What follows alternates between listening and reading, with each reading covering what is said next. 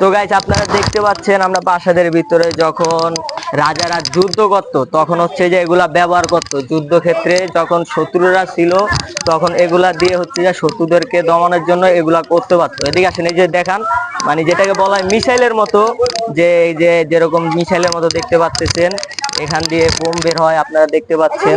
এই যে মানে যখন আগের কেল্লা করতো, যখন রাজারা যুদ্ধ করতো তখন আর কি এগুলা ব্যবহার করতো যুদ্ধক্ষেত্রে। এদিকে আসেন, একটু পুরা ভালো করে দেখাবেন। মানে রীতিমতো আমি অবাক হয়ে গেছি এগুলা দেখে, নিজের চোখের সামনে মানে দেখতেছি আমি। দেখতে পাচ্ছেন, দেখি ভিতরে এখানে আর কি কি আছে।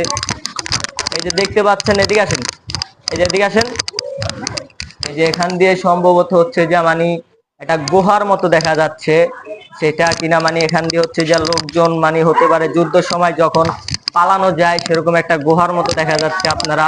এই যে এখান দিয়ে যায় সম্ভবত এটা গেট লাগানো, মানে তা না হলে আমি নিচে নেমে দেখাতাম আপনাদেরকে যে এখানে কি করা যায়। তো হচ্ছে যে রীতিমতো আমি অবাক হয়ে গেছি এখানে এসে, মানে আমি আজকে